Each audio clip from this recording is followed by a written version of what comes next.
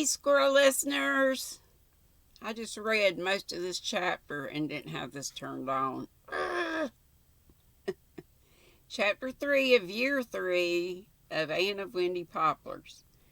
At 2 o'clock, Mr. James Grand called. Mr. Grand was the chairman of the high school board of trustees and had matters of importance to talk of, which he wished to discuss fully before he left on Monday to attend an educational conference in Kingsport.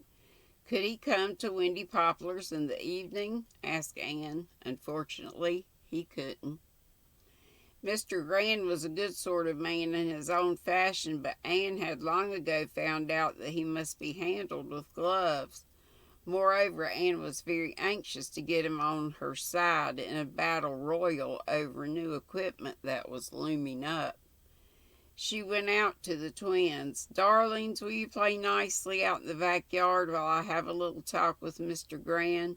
I won't be very long, and then we'll have an afternoon tea picnic on the banks of the pond. And I'll teach you to blow soap bubbles with red dye in them, the loveliest things.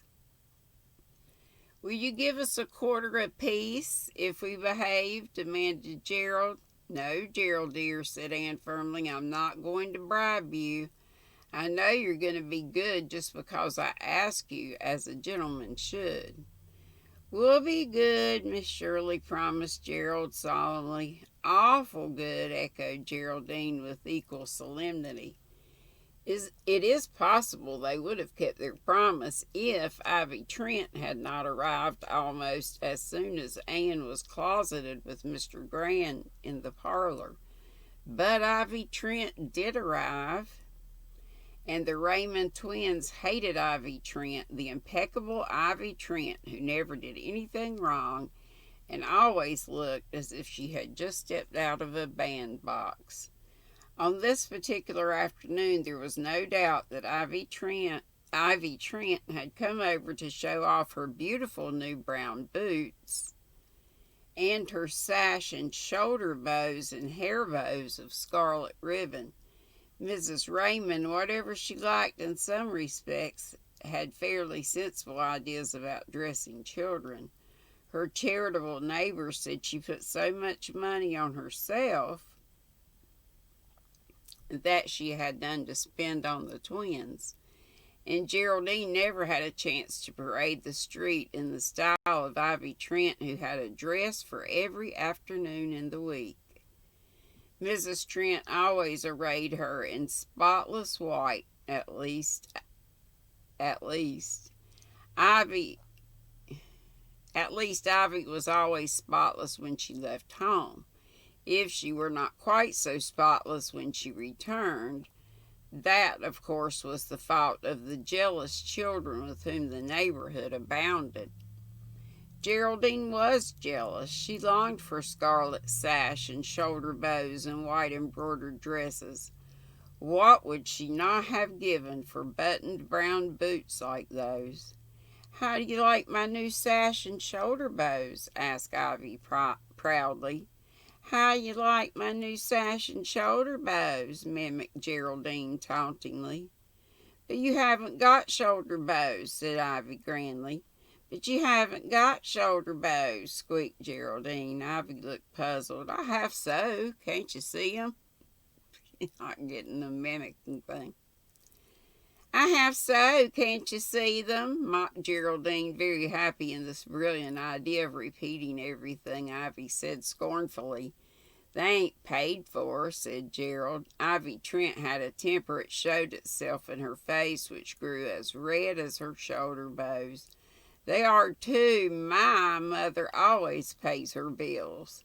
My mother always pays her bills, chanted Geraldine. Ivy was uncomfortable. She didn't know exactly how to cope with this, so she turned to Gerald, who was undoubtedly the handsomest boy on the street. Ivy had made up her mind about him.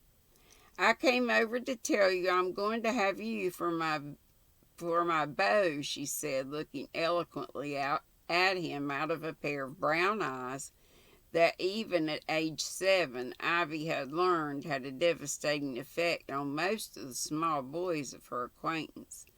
Gerald turned crimson. "I won't be your beau," he said. "But you've got to be," said Ivy serenely. "But you got to be," said Geraldine, wagging her head at him. "I won't be," shouted Gerald furiously, "and don't you give me any more of your lip, Ivy Trent." "You have to be," said Ivy. Oh, no, this is Ivy. "You have to be," said Ivy stubbornly. "You have to be," said Geraldine. Ivy glared at her. "You just shut up, Geraldine Raymond." "I guess I can talk in my own yard," said Geraldine. "Course you can," said Gerald, "and if you don't shut up, Ivy Trent, I'll just go over to your place and dig the eyes out of your doll." "My mother would spank you if you did," cried Ivy. "Oh, she would she?